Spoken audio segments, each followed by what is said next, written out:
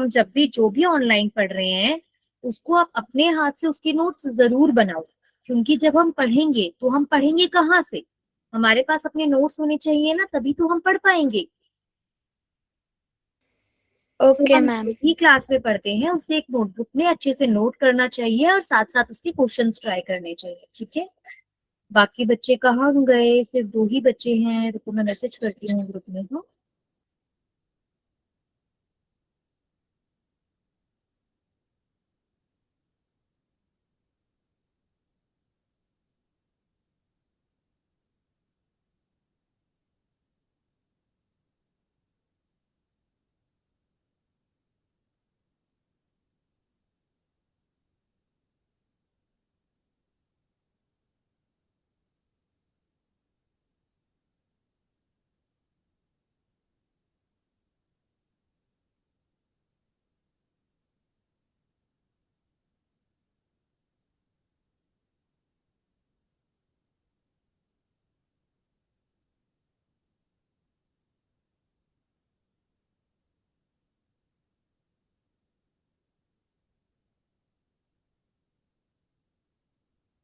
Okay. Harshali कैसे हो? अच्छी हूँ मैम। वेरी गुड बेटा। आप कैसे हो मैम? मैं अच्छी हूँ हर्षाली। समझ में आ रहा है? क्लास में पढ़ना स्टार्ट करा आपने? Yes ma'am. Okay, very good. बेटा आप लोगों ने कल साइंटिफिक नोटेशन तक कर लिया था कि नंबर्स को, बड़े बड़े नंबर्स को कैसे लिखते हैं। आज हम उसी से थोड़ा सा आगे का काम करेंगे, ठीक है? आज हम उससे और थोड़ा एक आगे पढ़ेंगे। तो मैं अपनी स्क्रीन शेयर करूं, स्टार्ट करें पढ़ना? Yes ma'am, continue. हाँ, एक, मैं अपनी स्क्रीन शेयर करती हूँ और फिर पढ़ती हूँ। 1 मिनट।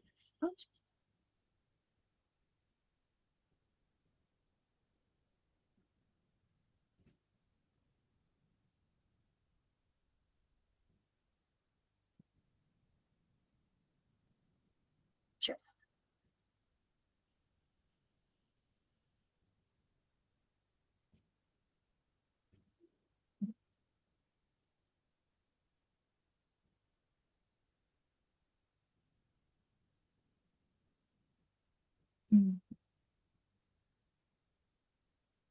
देखो बच्चा, स्क्रीन दिख रही है क्या आप लोगों को?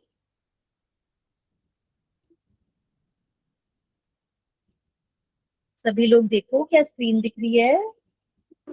Yes ma'am. हाँ, ओके, गुड अनुष्का। बेटा देख, आज का हमारा टॉपिक है अनसर्टेनिटी इन मेजरमेंट। होता क्या है बच्चे, इस टॉपिक में, इस चैप्टर में हम लोग बात कर रहे हैं एनालिटिकल केमिस्ट्री। एनालिटिकल केमिस्ट्री मतलब केमिस्ट्री का वो पार्ट जहां पर हम चीजों को एनालाइज करते हैं, मतलब उन्हें टेस्ट करते हैं, उनके बारे में चीजों का पता लगाते हैं, एक्सपेरिमेंट करते हैं। अब बेटा जब हम ये सब काम करते हैं तो इसमें कुछ ना कुछ मेजरमेंट होता है। मेजरमेंट मतलब नापना। हम अलग अलग चीजों को नापते हैं ना, सॉल्यूट का कितना अमाउंट है, सॉल्वेंट का कितना अमाउंट है, टेम्परेचर क्या है, बॉइलिंग पॉइंट क्या है, कितना सॉल्यूशन यूज हुआ। तो बहुत सारी चीजों की हम मेजरमेंट करते हैं। पर बच्चा जब हम मेजरमेंट करते हैं तो क्या वो मेजरमेंट बिल्कुल पक्की एकदम फिक्स होती है कि हमने जो आंसर निकाला है वो बिल्कुल ठीक ही होगा, या उसमें ऐसा हो सकता है कि थोड़ा बहुत एरर भी हो सकता है? जब हम कोई एक्सपेरिमेंट करते हैं तो क्या थोड़ा बहुत एरर हो सकता है, या हर बार रिजल्ट बिल्कुल एक्यूरेट निकलना चाहिए? वो एक अलग बात है कि हर बार एक्यूरेट निकलना चाहिए, पर क्या हर बार बिल्कुल एक्यूरेट निकलता है, या उसमें थोड़ी बहुत एरर्स भी हो सकते हैं? क्या उसमें थोड़े बहुत एरर्स आ सकते हैं जब आप कभी कोई एक्सपेरिमेंट कर रहे हो? तो सोच के देखो। Yes ma'am. आ सकते हैं। बेटा उसी एरर्स को हम बोलते हैं अनसर्टेनिटी।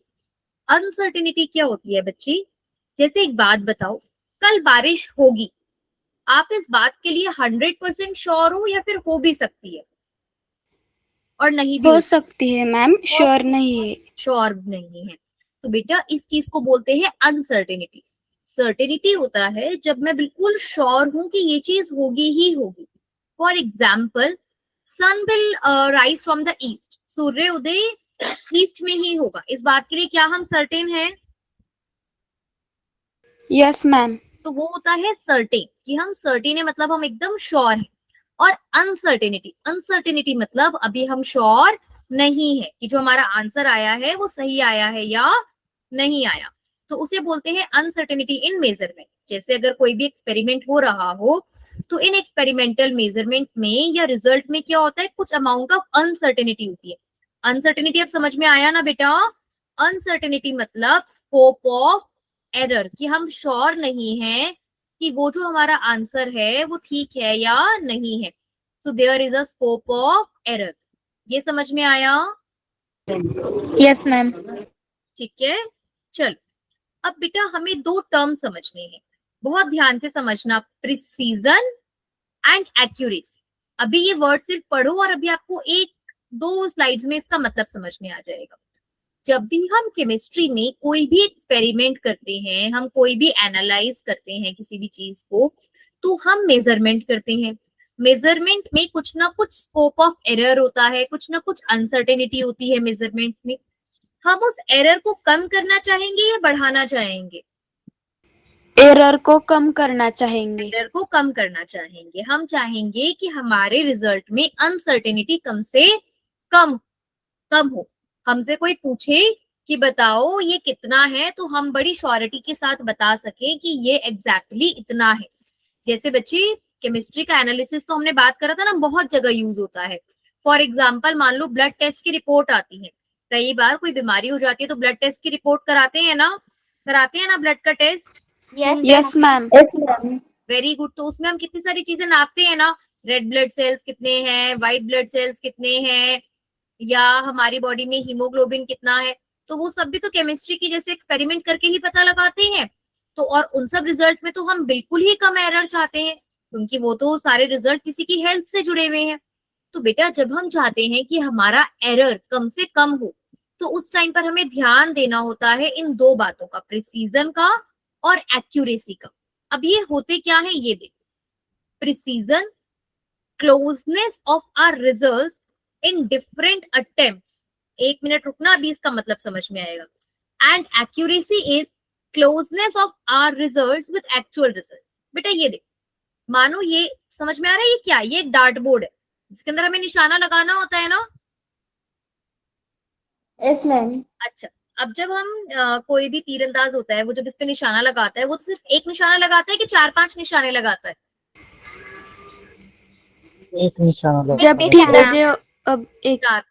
बेटा कंपटीशन नहीं, जब कभी प्रैक्टिस हो रही होती है, जब हमारा कोई कंपटीशन होता है ना, तब भी हम चार पांच लगाते हैं, तभी तो हमें पता चलेगा ना कि हम कितना कर पा रहे हैं।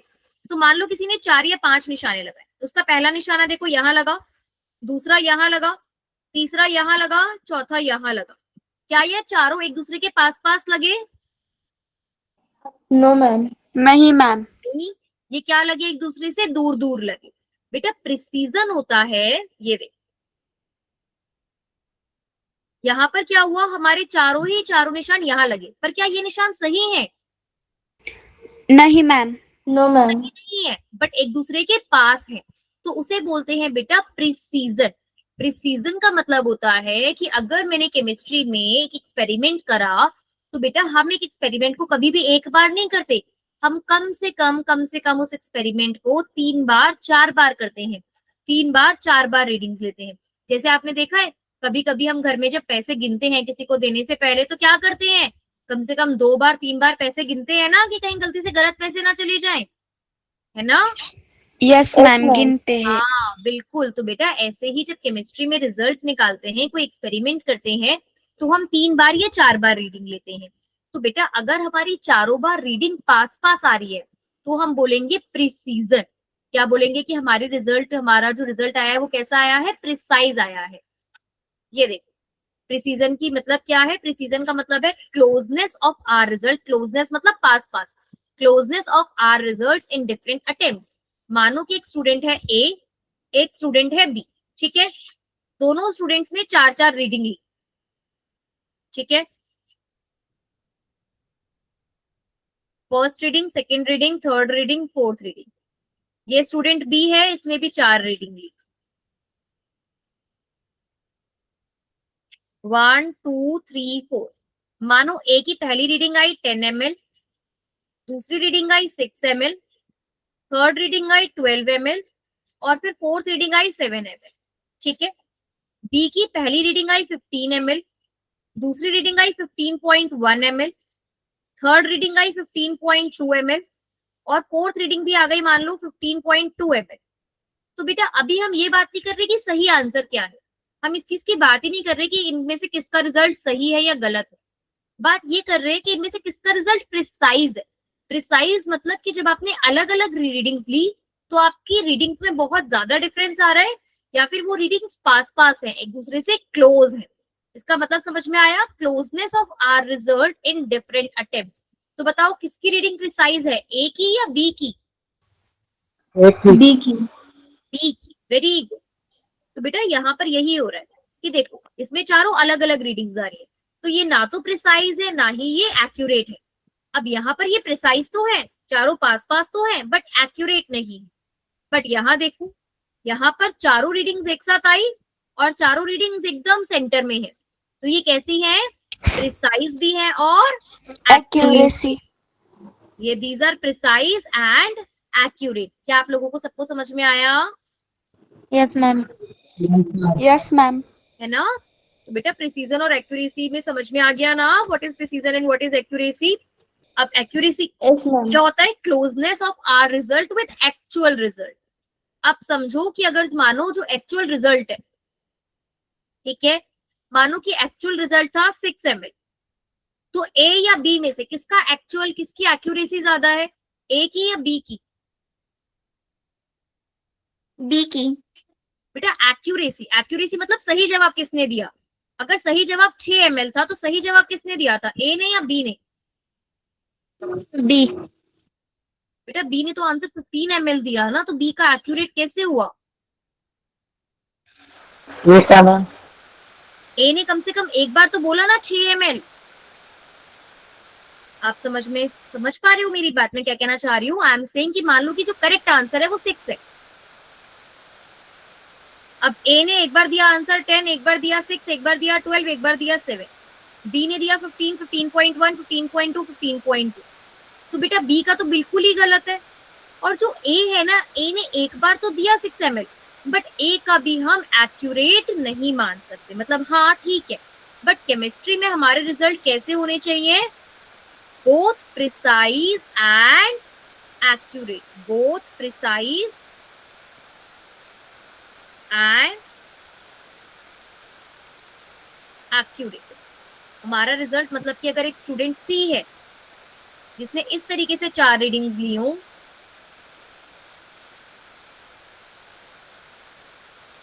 1 2 3 4, और इसका आंसर आया हो 6.1 ml, 6.2 ml, 6.2 ml, 6.3 ml, तो अब सी का रिजल्ट क्या हुआ? सबसे अच्छा हुआ।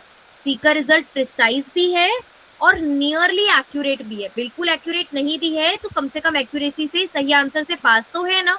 तो सी का रिजल्ट क्या हो गया? Both precise and accurate. क्या ये बात क्लियर हुई? सभी को समझ में आया? Yes ma'am. चलो ठीक है। तो अब इससे रिलेटेड मैं आपको एक क्वेश्चन देती हूँ, आपको एक क्वेश्चन करो, जल्दी से करना, ठीक है? बहुत सिंपल सा क्वेश्चन करेंगे। मानो बच्चों, फॉर एन एक्सपेरिमेंट,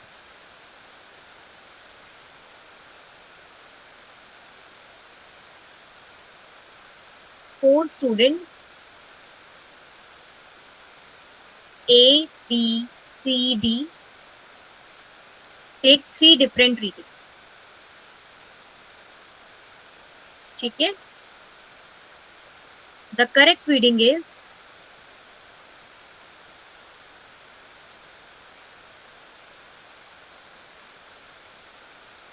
15.3 सेंटीमीटर।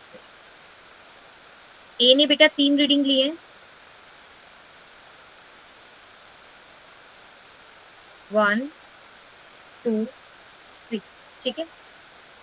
ए की रीडिंग है 4.1 सेंटीमीटर, 4.2 सेंटीमीटर, 4.2 सेंटीमीटर।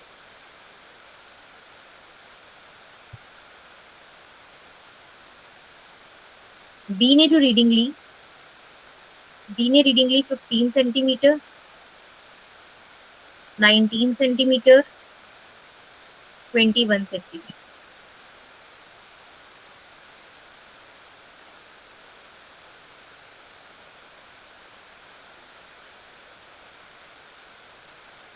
सी ने रीडिंग ली 2 सेंटीमीटर, 12 सेंटीमीटर, 18 सेंटीमीटर। और डी ने रीडिंग ली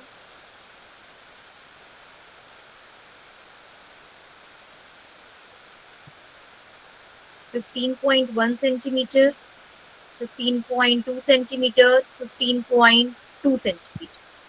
अब बेटा आपको इन चारों रिजल्ट में मुझे बताना है कि क्या ये प्रिसाइज है या नहीं है, एक्यूरेट है या नहीं है। ठीक है, फर्स्ट वाला, क्या ये रिजल्ट प्रिसाइज है? Yes ma'am. Yes ma'am. सबको ओके, वेरी गुड। एक्यूरेट है? Yes ma'am. बेटा दोबारा समझो, करेक्ट आंसर कितना है? नहीं करेक्ट मैम, आंसर क्या है? नहीं मैम। 15.3। तो जो कोई भी आंसर 15.3 है उसके पास निकालेगा, उसी के आंसर को हम एक्यूरेट बोलेंगे ना बेटा। Yes ma'am. तो क्या ये रिजल्ट एक्यूरेट है? नहीं। अच्छा, क्या ये रिजल्ट प्रिसाइज है बी का? नहीं मैम। एक्यूरेट है? नहीं। बेटा एक्यूरेट, एक रीडिंग तो एक्यूरेट है ना उसकी, तो उसको हम एक्यूरेट मान सकते हैं क्योंकि उसने एक रीडिंग तो एक्यूरेट निकाल दी। सी की प्रिसाइज है? नहीं मैम। एक्यूरेट है? नहीं। अच्छा, और डी की प्रिसाइज है? प्रिसाइज है और एक्यूरेट भी है। हाँ, वेरी गुड। क्या ये बात सभी को समझ में आ रही है? हर्षाली, अनुष्का? मैम मुझे समझ में नहीं आ रहा है। अच्छा, भाग्यश्री आपको नहीं आया समझ? नो मैम, मैं समझ गई। अच्छा, हर्षाली आपको नहीं आया? किसने बोला था बेटा अभी कि मुझे नहीं आया? मैम मैंने बोला। अच्छा हर्षाली, देखो क्या होता है, हम कभी भी एक्सपेरिमेंट करते हैं केमिस्ट्री का, तो उसमें हम बहुत सारी रीडिंग्स लेते हैं। मतलब एक ही एक्सपेरिमेंट को, मानो अगर हमें कोई चीज को नापना है तो हम उसको पहले एक बार नापेंगे, लिखेंगे कितना आया, दूसरी बार नापेंगे, लिखेंगे कितना आया, तीसरी बार नापेंगे, लिखेंगे कितना आया। ठीक है, तो बेटा अगर हर बार हमारा आंसर पास पास आ रहा है कि पहली बार 4.1 आया, दूसरी बार 4.2 आया, तीसरी बार भी 4.2 आया, मतलब हर बार लगभग सेम ही आंसर आ रहा है, तो हम बोलेंगे कि हमारा रिजल्ट कैसा है? प्रिसाइज है। कैसा है? प्रिसाइज। प्रिसाइज। ठीक है। Okay ma'am. अच्छा, तो बेटा देखो, इसमें आंसर पास पास है ना, तो ये प्रिसाइज है। इसमें आंसर दूर दूर है तो ये प्रिसाइज नहीं है। इसमें भी दूर दूर है तो ये भी प्रिसाइज नहीं है। इसमें आंसर्स थोड़े पास पास है तो ये हमारा प्रिसाइज है। ये समझ में आया हर्षाली? Yes ma'am. अच्छा, पर बेटा प्रिसाइज होने का मतलब ये नहीं होता कि वो एक्यूरेट भी है। एक्यूरेट मतलब कि सही आंसर क्या है? सही आंसर है 15.3। तो क्या इसका आंसर 15.3 के आसपास है? क्या इसका आंसर 15.3 के आसपास है? Yes ma'am. बेटा इसका आंसर 4 है। 4 और 15 में तो कितना डिफरेंस है राजे?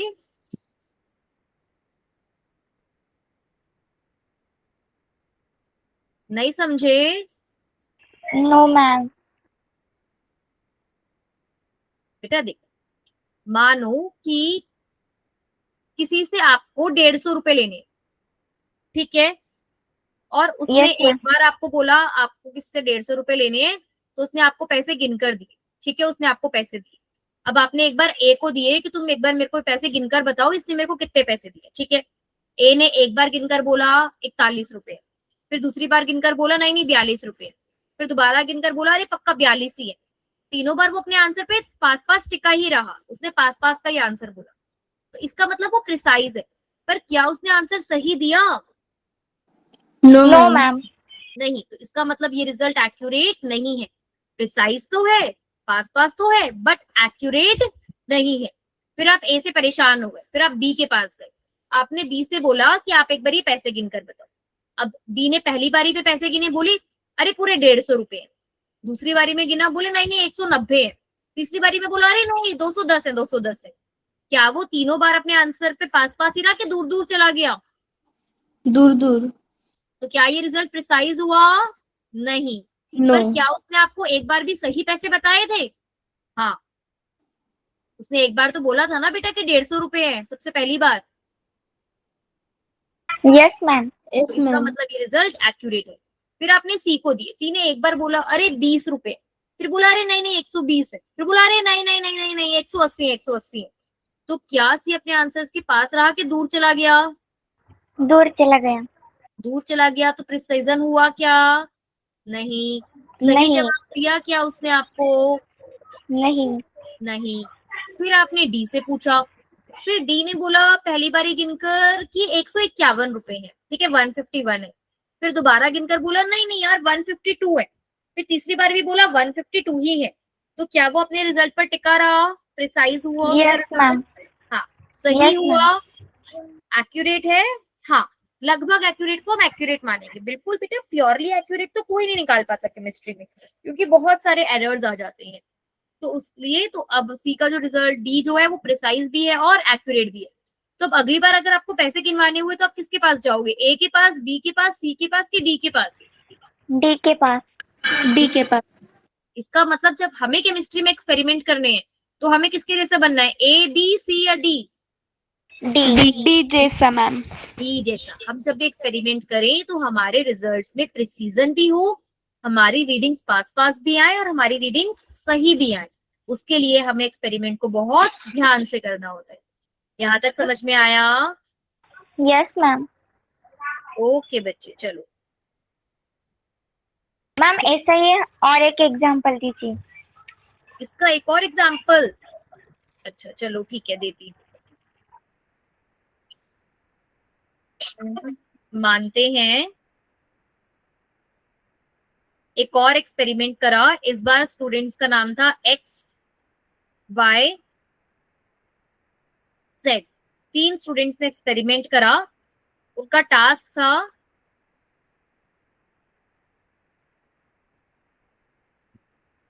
To measure the amount of water. उन्हें पानी का अमाउंट निकालना था। करेक्ट अमाउंट था 10.3 ml। ठीक है। अब बेटा एक्स ने निकाली रीडिंग्स,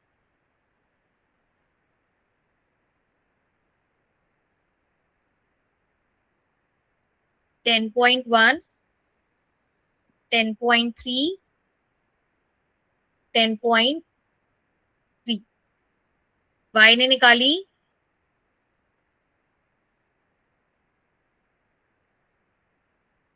पहली रीडिंग 10 ml, दूसरी रीडिंग 11 ml, तीसरी रीडिंग 12 ml।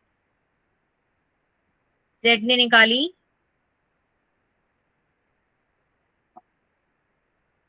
पहली रीडिंग 7 ml, दूसरी रीडिंग 7.1 ml और तीसरी रीडिंग भी 7.1 ml। अब क्वेश्चन है who has a precise reading? Precise reading किस किस की है? इनमें से किस किस की रीडिंग प्रिसाइज है? भाग्यश्री बताओ। एक्स की। एक्स की, और किसी की भी है क्या बेटा precise reading? Z. Very good. X और जेड दोनों की रीडिंग्स कैसी हैं? प्रिसाइज है। अच्छा ठीक है। अनुष्का एक्यूरेट रीडिंग किसकी है? एक्स। एक्स की। और बेटा देखा जाए तो जेड की भी है, जेड ने भी, सॉरी वाई की भी है। वाई ने भी एक बार तो करेक्ट आंसर दे दिया ना, नियर बाय नियर बाय। हाँ। अच्छा, और प्रिसाइज और एक्यूरेट, जिसकी प्रिसाइज भी है और एक्यूरेट भी है, वो किसकी है? एक्स। एक्स की। एक्स की है। Very good. सबको समझ में आया? Yes ma'am. Yes ma'am. Okay good, very good. चलो तो बेटा अब हम सबको ही प्रिसीजन और एक्यूरेसी समझ में आ गया है। अब हम चलते हैं नेक्स्ट टॉपिक की तरफ। नेक्स्ट टॉपिक है क्वांटिफाइंग इम्परफेक्शन। क्वांटिफाइंग इम्परफेक्शन, बेटा इम्परफेक्शन का मतलब होता है हमारे पास एरर्स। इम्परफेक्शन मतलब कि हमारे पास क्या है, एरर्स है, कुछ ना कुछ परफेक्ट रिजल्ट नहीं आ रहा, कुछ ना कुछ एरर्स आ रहे हैं। बेटा केमिस्ट्री में क्या होता है, या फिजिक्स में, या कोई भी जो साइंस के सब्जेक्ट्स होते हैं जिनमें हम प्रैक्टिकल्स करते हैं, तो उसमें एरर्स आते ही आते हैं। तो हम क्या करते हैं ना, उन एरर्स को छुपाते नहीं है हम।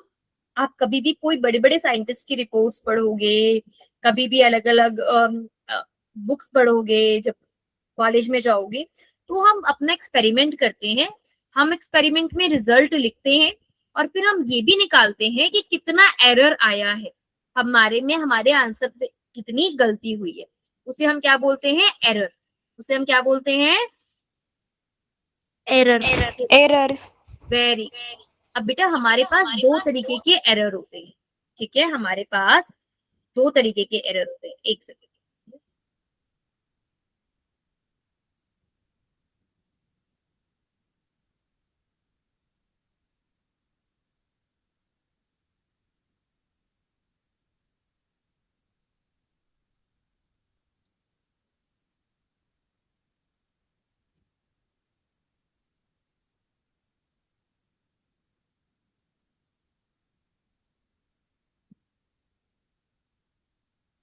देखो हमारे पास क्या होता है ना,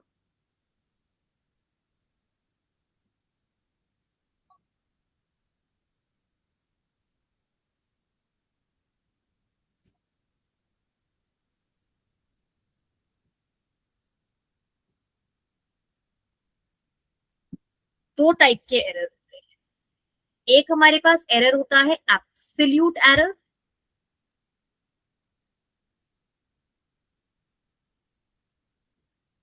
और एक होता है हमारे पास रिलेटिव एरर।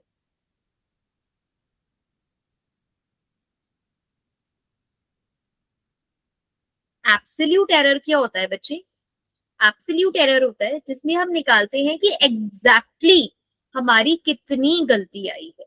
ये आप सबको मुझे फॉर्मूला बताने की जरूरत ही नहीं पड़ेगी, आप लोग खुद ही फॉर्मूला बता दोगे।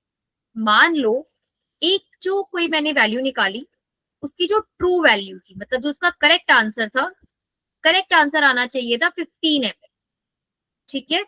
और ऑब्जर्व वैल्यू, देखो बेटा ऑब्जर्व वैल्यू क्या होती है, जो वैल्यू हमने एक्सपेरिमेंट से निकाली, ऑब्जर्व वैल्यू या फिर एक्सपेरिमेंटल वैल्यू। जो वैल्यू हमने एक्सपेरिमेंट करके निकाली, वो हमने निकाली 13 ml। तो कितना एरर आया हमारी रीडिंग में, कितने का एरर आया हमारी रीडिंग में, 2। 2 ml। सबको समझ में आया, करेक्ट आंसर कितना था, 15 ml। हमने कितना आंसर निकाला, 13 ml। तो हमारा एरर कितना हो गया, 2 ml। 2 ml। इस एरर को बोलते हैं एब्सोल्यूट एरर। क्या बोलते हैं इस एरर को, एब्सोल्यूट एरर। एरर। बिल्कुल ठीक बात, एब्सोल्यूट एरर। एब्सोल्यूट एरर का बेटा फॉर्मूला क्या होता है, एब्सोल्यूट एरर का बहुत सिंपल सा फॉर्मूला होता है, observe value minus true value. ये देखो मैं आप लोगों को आपकी बुक से भी दिखा देती हूँ ये, ताकि आप लोग साथ साथ समझते चलो, ठीक है। एक मिनट, ये देखो, absolute error is equals to observed value minus true value. Clear हुआ,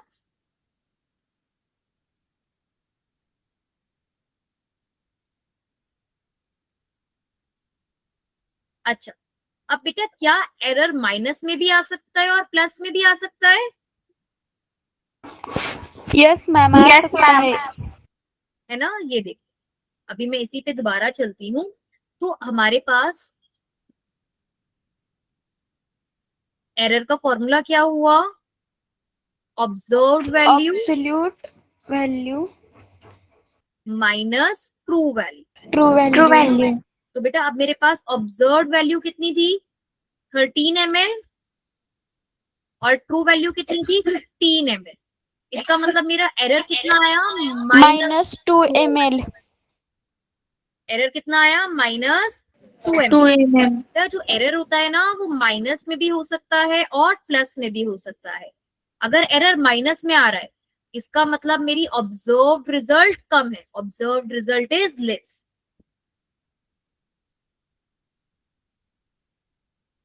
और अगर प्लस में आ रहा है इसका मतलब ऑब्जर्व्ड रिजल्ट इज मोर। समझ में आया? Yes ma'am. Yes ma'am. देखो यहाँ पे मेरा कम है ना, ट्रू मेरा 15 है और ऑब्जर्व मेरा कम आ रहा है, इसलिए मेरा एरर किस में आ रहा है? माइनस में आ रहा है। ठीक है, ठीक है मैम। अच्छा अब समझते हैं बेटा ये रिलेटिव एरर क्या होता है। मैंने आज एक सिंपल सा एग्जांपल लिया है पैसे गिनने का, तो हम उसी के एग्जांपल की एक बात कर लेते हैं कि हमें सबको पैसे दिए गए और हमें पैसे गिनने हैं। ठीक है, अब मानो बेटा पैसे गिनने में 5 रुपए की गलती हो रही है। कितने रुपए की गलती हो रही है? 5 रुपए की। 5 रुपए की गलती। अब बेटा कोई एक बच्चा है ए, ठीक है, उसे टोटल 20 रुपए गिनने थे और उसने 20 रुपए में 5 रुपए की गिनती करके 15 रुपए गिने। कोई एक बच्चा है बी, उसे 200 रुपए गिनने थे, उसने 200 रुपए में से 5 रुपए की गलती करके 195 कर दिया। एक कोई बच्चा है सी, उसे 2 लाख रुपए गिनने थे, ठीक है, उसने उसमें 5 रुपए की गलती करके कर दिए 1,95,000। ठीक है, अब बेटा इन तीनों में से किसकी गलती ज्यादा बड़ी मानी जाएगी? ए की, बी की या सी की? सी की। दोबारा 20 रुपए में 5 रुपए की गड़बड़ करना या 2 लाख रुपए में 5 रुपए की गड़बड़ करना, किसमें ज्यादा बड़ी गड़बड़ मानी गई? ए। 2 लाख। बेटा 2 लाख में से 5 रुपए चले भी जाएंगे तो भी बड़ा नंबर बच जाएगा, है ना। अब एक बात बताओ, किसी को 2 लाख रुपए देने थे और 2 लाख में आपने 1,95,000 दे दिए, सॉरी 1 लाख, मैंने यहीं पे गलत लिखा, 1,99,995, ये लिखा, सॉरी मैंने गड़बड़ कर दी, 19995 दे दिया आपने उसको। हाँ, आपने उसको 1,99,995 रुपीज दे दिए, सिर्फ 5 रुपए कम दिए, तो वो ज्यादा किचकिच करेगा कि किसी को 20 रुपए देने थे और उसको आपने 15 रुपए दिए, वो ज्यादा किचकिच करेगा? जिसको 20 रुपए दिए थे और 15 दिए वो ज्यादा किचकिच करेगा। वो ज्यादा किचकिच करेगा ना। क्यों? क्योंकि यहाँ पर बेटा एरर बड़ा माना गया। क्यों? क्योंकि 20 रुपए में 5 रुपए की गलती अलग से दिखेगी, 2 लाख रुपए में 5 रुपए की गलती कैसी हो गई? छोटी हो गई।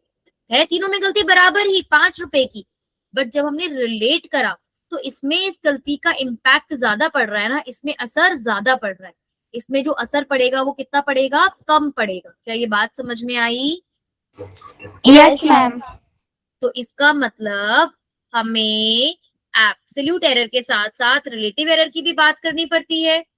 जब हम एब्सोल्यूट एरर की बात करेंगे तो हमें किसकी बात करनी पड़ेगी? Relative error. बेटा रिलेटिव एरर का फॉर्मूला होता है, relative error is equals to error upon में true value multiply by 100। Error upon में ट्रू वैल्यू मल्टीप्लाई बाय 100। अभी देखो इसी वाले का लेते हैं, ए, बी और सी। एक सेकेंड,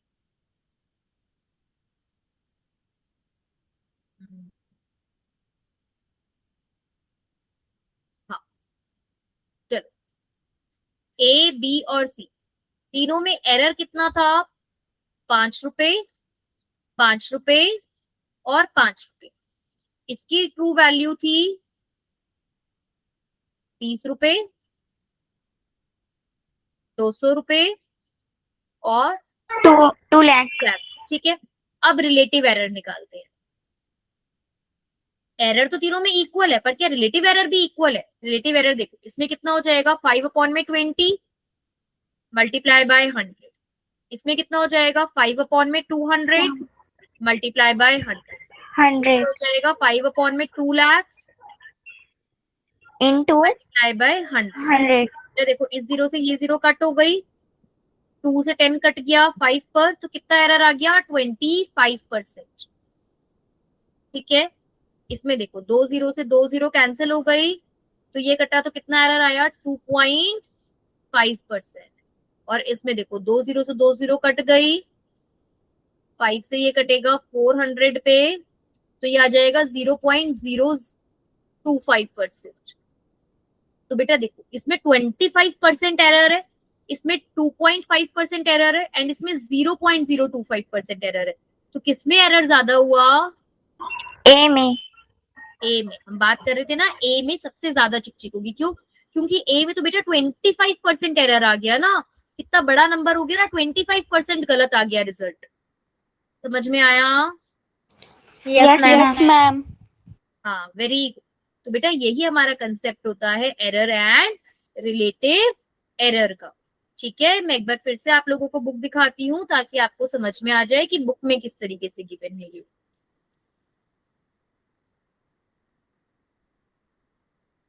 एक मिनट, देखो, relative error is equals to absolute error upon में ट्रू वैल्यू मल्टीप्लाई बाय 100। समझ में आया? Yes ma'am. Yes ma'am. ठीक है, देखो, जैसे कि हमें एक पर्सन है, ये मेजर कर रहा है, ठीक है, इसने यहाँ मेजर किया है, इसने यहाँ मेजर किया है, इसने यहाँ मेजर करा है।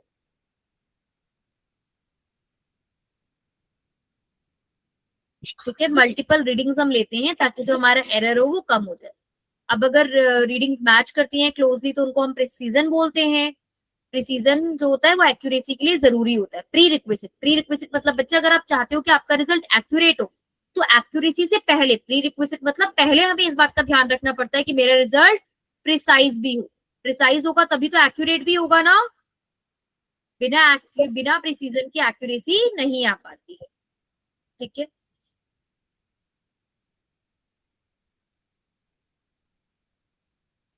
ओके। अब बेटा बात करते हैं एब्सोल्यूट डेविएशन की और रिलेटिव डेविएशन की। ये बात समझते हैं कि एब्सोल्यूट डेविएशन क्या होता है और रिलेटिव डेविएशन क्या होता है। बेटा देखो, डेविएशन का मतलब क्या होता है? डेविएशन मतलब होता है अपने रास्ते से भटक जाना। डेविएट हो जाना मतलब अपने रास्ते से भटक जाना।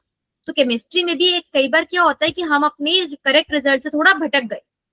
यही हुआ ना, डेविएशन हो गया ना हमारे पास कि हमने क्या करा, हम अपने रिजल्ट से थोड़ा भटक गए। तो ऐसे में हम क्या करते हैं बच्चे,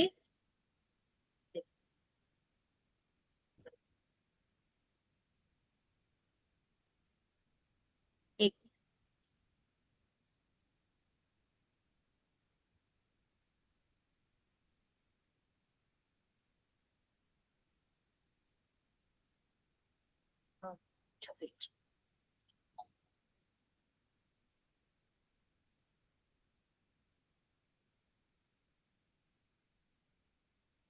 तो अब हम समझते हैं नेक्स्ट इज डेविएशन। डेविएशन का क्या मतलब हुआ? डेविएशन मतलब अपने रास्ते से भटक जाना। अभी जो हम लोगों ने एरर की बात करी थी ना, डेविएशन उससे मिलता जुलता ही टॉपिक है। बेटा एक बात,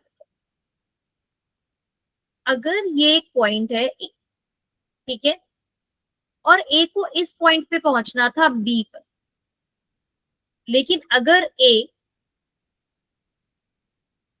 यहां से 1 सेंटीमीटर पॉइंट है दूर कोई सी, और यहां से कोई 1 सेंटीमीटर एक पॉइंट दूर है डी, ठीक है, ए को बी पे जाना, बट अगर ए सी पर चला गया या ए डी पर चला गया तो क्या हम मानेंगे कि ए डेविएट हो गया अपने रास्ते से? उसे बी पे जाना था, लेकिन वो बी पर जाने की जगह अगर सी पर चला गया या डी पर चला गया तो क्या वो अपने रास्ते से भटक गया? Yes ma'am. Yes ma'am. Yes, भटक गया। ma'am. अब एक बात बताओ, वो किस केस में ज्यादा भटका, सी के केस में या डी के केस में, या दोनों में इक्वल भटका? दोनों में इक्वल। दोनों में इक्वल भटका है ना। तो बच्चे जब हम डेविएशन निकालते हैं ना तो हम माइनस या प्लस की बात नहीं करेंगे। हमें इस बात से फर्क नहीं पड़ता कि हमारा आंसर 2 ml कम आया या 2 ml ज्यादा आया। हमें फर्क इस बात से पड़ता है कि हाँ, हमारा जो एरर है वो 2 ml का आया। तो जब हम प्लस या माइनस के बिना बात करते हैं अपने एरर की, तो तब हम उसे क्या बोलते हैं? डेविएशन। उसे हम क्या बोलते हैं? डेविएशन। वेरी बेटा, डेविएशन का फॉर्मूला क्या होता है उसे समझने से पहले, आप लोग मैथ्स पढ़ते हो? सब बच्चों के पास मैथ्स है यहाँ पे? Yes ma'am. Yes ma'am. चल बेटा, क्या आप लोगों को ये वर्ड पता है, मॉड्यूलस?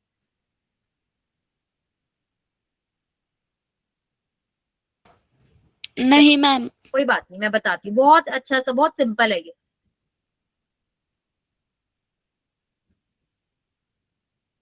बेटा मॉड्यूलस एक ऐसा फंक्शन होता है जिसमें हम 2 लाइन बनाते हैं। इन 2 लाइनों का एक खास बात होती है, इन दोनों लाइनों के बीच में कोई भी नंबर जब जाता है तो वो हमेशा बाहर प्लस बनकर ही आता है। मान लो अगर 2 है तो 2 का तो 2 ही रहेगा, लेकिन अगर मॉड्यूलस में -2 है ना तो वो भी बाहर आकर 2 बन जाएगा। मॉड्यूलस से जब भी कोई नंबर बाहर आता है तो वो हमेशा क्या बनकर आता है? प्लस बनकर आता है। समझ में आया? Yes ma'am. जैसे modulus of 5 will be 5 and modulus of -5 will also be 5। ठीक है, तो बेटा यहाँ पर भी हम क्या बात करते हैं? Modulus of observe value minus true value. तो मतलब कि डेविएशन होता है बेटा absolute deviation. Absolute deviation is equals to module of observe value minus true value. समझ में आया? Yes ma'am. मैम बुक में उसका मेन क्यों दिया है? ट्रू वैल्यू बुक में ट्रू वैल्यू का मेन क्यों दिया है? बेटा डेविएशन दो तरीके का होता है, एक होता है एब्सोल्यूट डेविएशन और एक होता है रिलेटिव डेविएशन। जैसे एरर थे ना, दो तरीके के एरर थे, absolute error and relative error. Similarly deviation भी दो टाइप का होता है, absolute deviation and relative deviation. अभी हम लोग एब्सोल्यूट डेविएशन की बात कर रहे हैं। ठीक है, एब्सोल्यूट डेविएशन का फॉर्मूला समझ में आया? Yes ma'am. हाँ, तो मानो कि अगर मेरा करेक्ट आंसर था, किसी का ट्रू वैल्यू थी 16 सेंटीमीटर और मानो मेरा आंसर आया है ऑब्जर्व्ड वैल्यू है 12 सेंटीमीटर, तो मुझे बताओ एब्सोल्यूट एरर कितना हुआ और एब्सोल्यूट डेविएशन कितनी हुई इस केस? दोनों बताओ। 4। दोबारा 4 हो गई absolute value.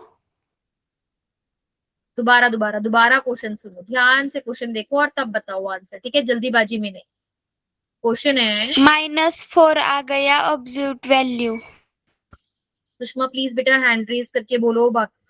In an experiment true value is 16 centimetre, OV's observed value is 12 centimetre. Calculate, दोनों चीजें बतानी है मेरे को। फर्स्ट बताना है एब्सोल्यूट एरर और सेकंड बताना है एब्सोल्यूट डेविएशन।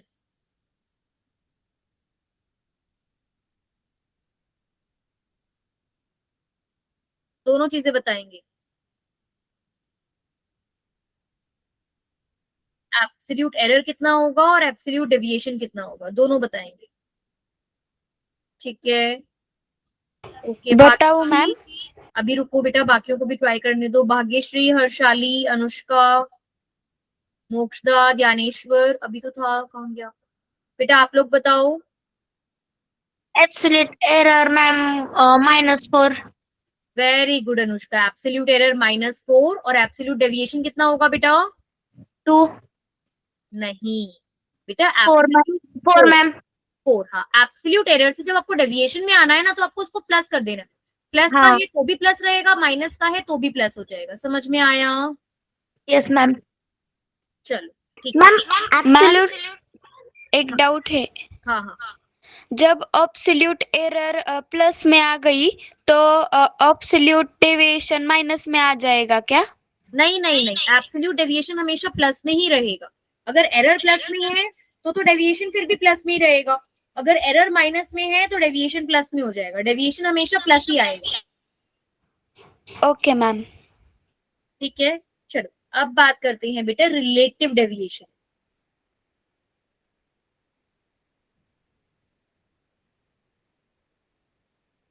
अब हम बात करेंगे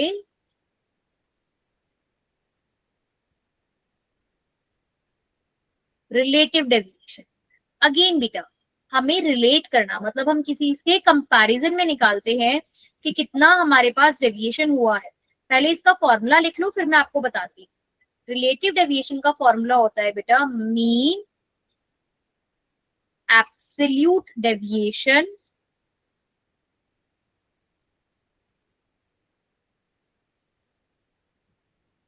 अपॉन डेविएशन मल्टीप्लाई बाय 100। बेटा देखो मीन ऑफ एब्सोल्यूट डेविएशन क्या होता है। मानो कि एक एग्जांपल लेते हैं। Example, an experiment was conducted to calculate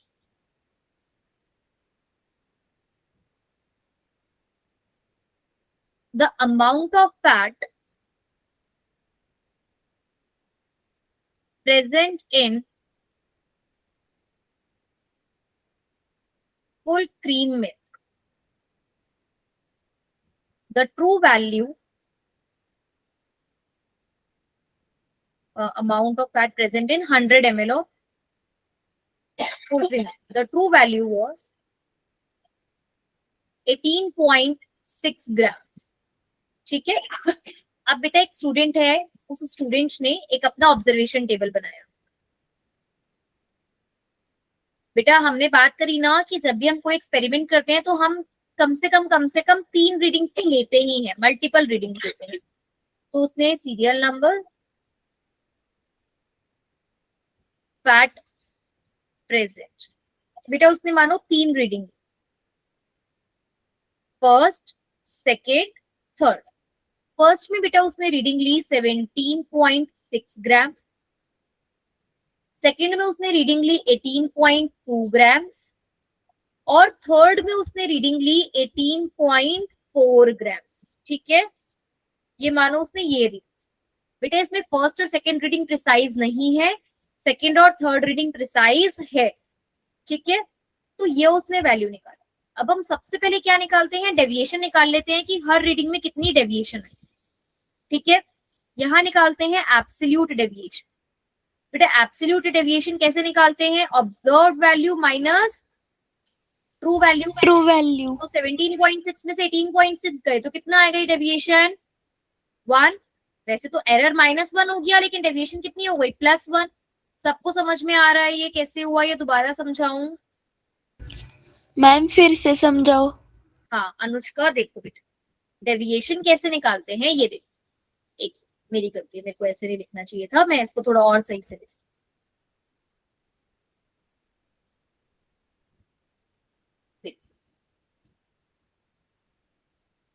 ये उसने फैट प्रेजेंट निकाला, यहां हम लिखते हैं ट्रू वैल्यू।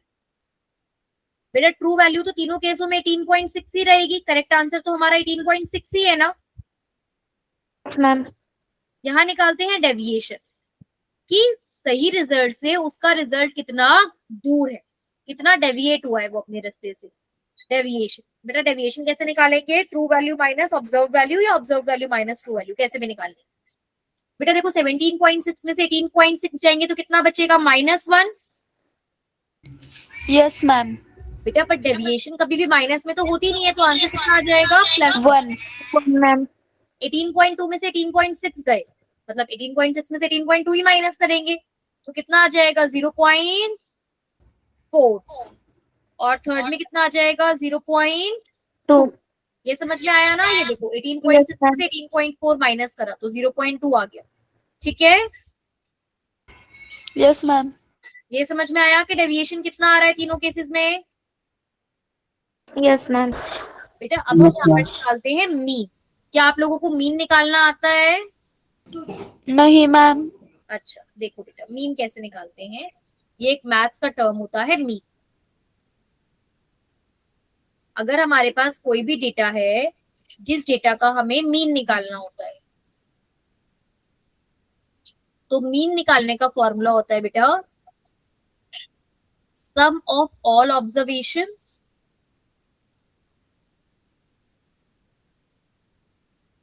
अपॉन में total number of observations.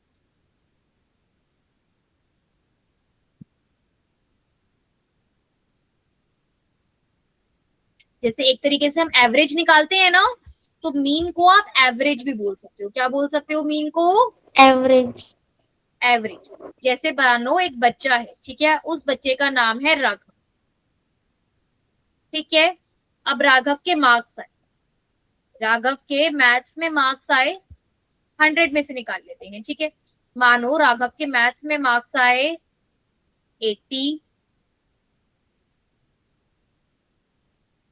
Science में आए 70, इंग्लिश में आए 65, मराठी में आए 75, और एक और कोई सब्जेक्ट कौन सा, एसएसटी मान लेते हैं, ठीक है। एसएसटी में आए उसके 90, ठीक है। अब हमें बोला कि राघव के मार्क्स का मीन बताओ। क्वेश्चन आया कैलकुलेट मीन या एवरेज ऑफ राघव्स मार्क्स। या आप मैथ्स में करते हो बच्चे, ठीक है। तो कैसे करते हैं, सम ऑफ ऑल ऑब्जर्वेशन, मतलब इन सबका टोटल कर दो। 80 प्लस 70 प्लस 65 प्लस 75 प्लस 90, ठीक है। और अपॉन में total number of observation. Total number of observation बेटा कि हमने कितनी चीजें ली हैं, कितनी हमने ऑब्जर्वेशन ली है, 1 2 3 4 5। तो नीचे कितना आ जाएगा, 5। कितनी ऑब्जर्वेशन है, 1 2 3 4 5, तो 5 ऑब्जर्वेशन है। अब इनको प्लस करते हैं बेटा, ये देखो 80 70 65 75 90 प्लस करते हैं, 5 और 5 10, 0 कैरी में गया 1, 8 plus 1 9, 9 plus 7 16, 16 plus 6 22, 22 plus 7 29, 29 plus 9 38। समझ में आया कैसे करा? Yes, ma'am. Yes, ma'am. तो कितना हो गया, 380 अपॉन में 5। तो अब इसे 5 से डिवाइड कर देंगे, 5 7 जा 35, बच गया 30 76। तो यानी कि एवरेज कितना आया, 76। समझ में आया? Yes, ma'am. इसे हम बोलते हैं एवरेज निकालना या मीन निकालना। तो यहाँ पर भी बेटा हमें मीन निकालना होगा, तो हम क्या करेंगे, सारी डेविएशंस को प्लस करेंगे और डिवाइड किससे करेंगे, 3 से। 3 से। Very good. तो मीन डेविएशन यहाँ पे कितना हो जाएगा हमारा, कैलकुलेट करते हैं अगर हम, तो देखो मीन डेविएशन हो जाएगा 1 प्लस 0.4 प्लस 0.2 डिवाइडेड बाय 3। तो ये हो जाएगा 1.6 डिवाइडेड बाय 3। तो कितना आ गया, नियरली हमारे पास आ जाएगा 0.5 आ जाएगा, लगभग लगभग, ठीक है ना, 0.5। तो ये हमारा क्या हो गया, मीन डेविएशन। समझ में आया? Yes, ma'am. अब देखो बेटा, अब रिलेटिव डेविएशन कैसे निकालते हैं। अब हमें निकालनी है रिलेटिव डेविएशन। तो रिलेटिव डेविएशन का क्या फॉर्मूला है बेटा, मीन एब्सोल्यूट डेविएशन। अब मीन एब्सोल्यूट डेविएशन कितनी है, 0.53 डिवाइडेड बाय डेविएशन। डेविएशन कितनी है, 1 मल्टीप्लाई बाय 100. 100। यहाँ पे कितना आ जाएगा, 53%। यहाँ पे देखो 0.4, ठीक है, divided by 0.53 divided by 0.4 multiply by 100। और यहाँ पे कितना हो जाएगा, 0.53 अपॉन में 0.2 मल्टीप्लाई बाय 100। आया समझ में कैसे निकाल रहे हैं relative deviation? Yes. Mean absolute deviation निकाला, जो यहाँ पर आया उसको डिवाइड करा डेविएशन से, जो भी आपके डेविएशन है, और मल्टीप्लाई कर दिया 100 से। क्लियर हुआ? Yes ma'am. सभी को समझ में आ गया? Yes, ma'am. Yes, ma'am. पक्का बेटा, अच्छे से लिखा है ना इसको आप लोगों ने? लिखो भी इसे अच्छे से। फिर हम एक और क्वेश्चन, देखो अब आपकी बुक में एक क्वेश्चन है, हम वो क्वेश्चन ट्राई करेंगे, ठीक है। देखो, in a laboratory experiment 10 grams of potassium chlorate sample on decomposition gives the following data.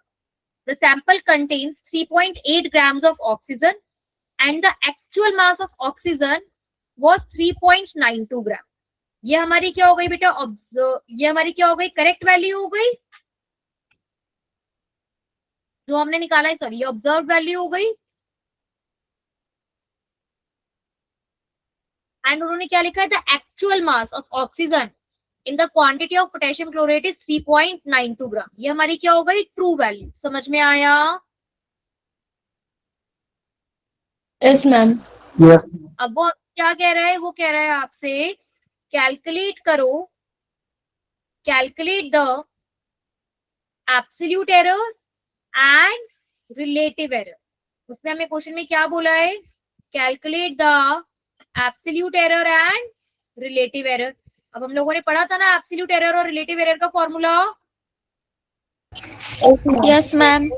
Absolute error का क्या फॉर्मूला है हमारे पास?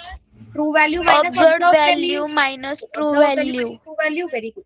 और रिलेटिव एरर का एरर अपॉन में ट्रू वैल्यू मल्टीप्लाई बाय 100, 100. है ना? तो चलो अब ये क्वेश्चन करें यहाँ पे। Yes, ma'am. Yes ma'am. हाँ देखो, observe value is 3.8, true value is 3.92। तो बेटा एरर का फॉर्मूला हो जाता है observe value minus true value. तो ऑब्जर्व वैल्यू है 3.8 माइनस 3.92। तो बेटा बड़ा नंबर 3.92 है, पॉइंट के नीचे पॉइंट 3.80 माइनस करते हैं तो कितना आ गया? माइनस 0.12। बड़े के साथ माइनस है ना तो आंसर में माइनस आएगा। तो एरर कितना आ गया? माइनस 0.12 ग्राम। समझ में आया? Yes, ma'am. Yes, ma'am. Okay. और बेटा रिलेटिव एरर का क्या फॉर्मूला होता है? रिलेटिव एरर का फॉर्मूला होता है absolute error upon true value multiply by 100। Absolute error upon में ट्रू वैल्यू मल्टीप्लाई बाय 100। 100। कितना आया? माइनस 0.12। ट्रू वैल्यू हमारे पास कितनी है? 3.92 3.92 मल्टीप्लाई into बाय 100%. 100। करेंगे, आ जाएगा आंसर समझ में। Yes, ma'am. Very good. करो, कितना आ जाएगा? माइनस 3.06%। सभी को समझ में आया कैसे कैलकुलेट करा? Yes, ma'am. चलो अभी देखो ये वाला क्वेश्चन। अब ये क्वेश्चन आप सबको होमवर्क में खुद से जरूर ट्राई करना है। देखो 3 सैंपल्स हैं, तीनों में मास ऑफ ऑक्सीजन की ये देखो, ये मास ऑफ ऑक्सीजन, ये एक बार ये आया, एक बार ये आया, एक बार ये आया। ठीक है, ट्रू वैल्यू हमें पता है ना कितनी है?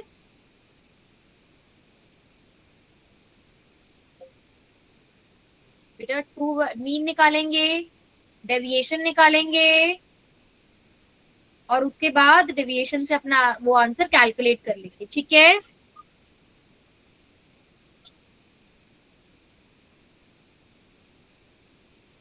चलो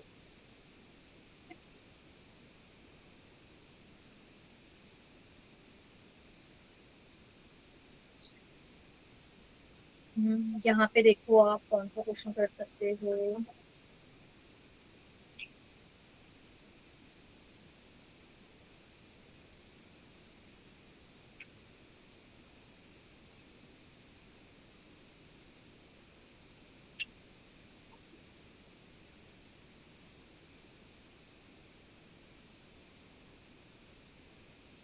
चलो बेटा वही वाला एग्जांपल आप ट्राई करना। ठीक है, बाकी का नेक्स्ट क्लास में कल हम सिग्निफिकेंट फिगर्स करते हैं। Okay, ma'am.